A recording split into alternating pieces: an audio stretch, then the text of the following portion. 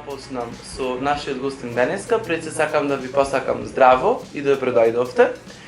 Со нас имаме младински репортер од организацијата Актис, кој е многу талентиран, кој сака да учествува на многу различни полиња и кој сака исто така да учествува на надпревари, се занимава со стартап и сакам да ја посакам добре дојде на Милена. Ви благодарам за можност да учествувам на ова интервју. Добар ден јавне. Разбрав дека имаш учествувано досега на 3 надпревари. Па дали може да ми кажеш дали учествуваше по твоја желба на тие надпревари или можеби некој те присили?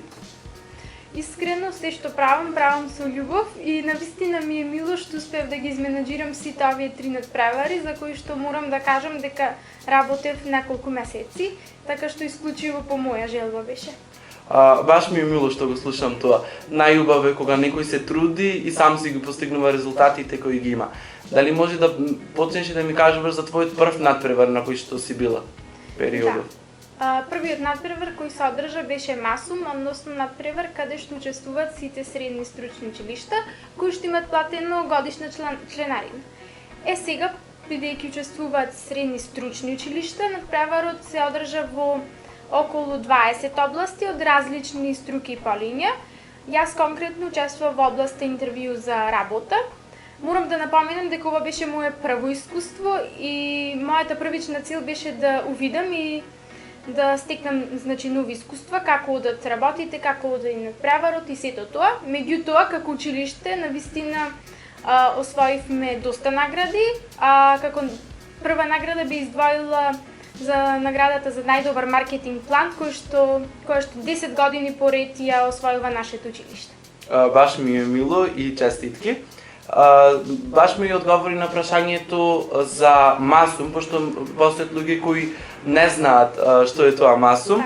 И сакам да те прашам и за твојот, пошто сега брзо се одржа и надпреварот за ученички компании во Струга. Како помина тоа? Кои се твоите впечатоци? Искрено, сите 3 надпревари, иако не беа во исти области, сепак моите ангажмани кои што беа вклучени во овие надпревари беа слични, па се надополнував со искуствата од другите исто така надпревари. Ние како стартап компанија, тоест виртуелна компанија, имавме можност да учествуваме на овој национален надпревар и тоа со 2 тима од нашето училиште, така што се представивме во најдобро светло со 2 компании и морам да напоменам дека едната компанија го освои 5-тото место, така што беше рангирана во едно од најдобрите 7 компании на овој национален надпревар. И навистина овој надпревар представува една можност каде што можеме да се докажеме ние како млади и како иноватори, дека сме спремни како иноватори да започнеме со своја стартап идеја или бизнис. Драго ми е за тоа. Па ми е сега прашањето, пошто кажа дека имаше учествувано на 3 надпревари до сега. Дали може би на некој од нив се закити со постигнато некој прво, второ, трето место на овие надпревари? Па иако сум правен техничар и мојата струка воопшто нема допирна точка со електротехника и електрика, јас се закитив со трето место во надпреварот на млади истражувачи кој беше спроведен од народна техника, како што претходно напомена, во областа на електрониката и електротехниката. Тоа е голем успех, затоа што смети дека ти не си во таа област, така да тоа е стварно навистина добро постигнување и честитки за тоа. Претходно ми спомна во врска со тоа стартап компании, дека се надпреварувавте за стартап, за бизнис идеја, па сакам да ми кажеш, пошто знам дека си ти дел од тоа, дали можеш да ми раскажеш нешто кратко за тоа, можеби?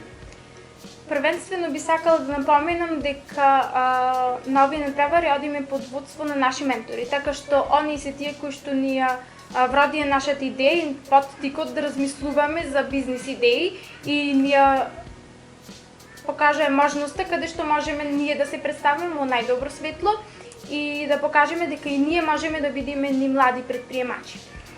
Рече дека сте предводени од вашите ментори. Дали тие ви се ваша поддршка, дали ве поддржуваат, ви даваат насоки во тоа како треба да се движите со вашата стартап компанија? Да, апсолутно, затоа што конкретно националниот надпревар вклучува и бизнис план, кој бизнис план има повеќе области, финансии и сето тоа, така што ние како, например, во струката правници не можеме да ги спроведеме сите овие извештаи, така што нашите ментори се тука од почетокот до крајот да ни помагаат и да не снабдуваат со ресурси. Еве, во тој случај да ги пофалиме и нив, затоа што тоа не е мала работа да се биде ментор на некого. А тука ме интересира прашањето дали кој е вашиот најголем предизвик, пошто претпоставам дека има многу пречки на патот, па кој е таа најголема пречка да се започне со оваа стартап компанија?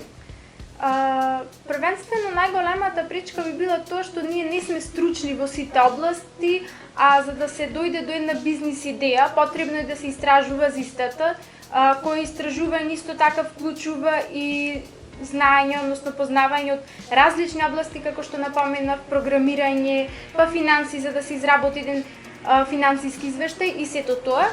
И сепак, пак повторно би кажал дека без нашите ментори ние дефинитивно не би успеале во нештото.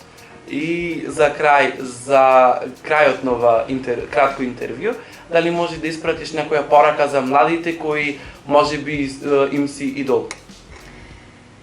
Па би сакала да кажам дека сите амбициозни млади кои што сакаат да успеат и сакаат да бидат млади предприемачи, да не ја пропуштаат оваа прилика и можност каде што можат да се докажат, можат да се закитат со нови успеси, каде што можат да ги остварат своите идеи и замисли.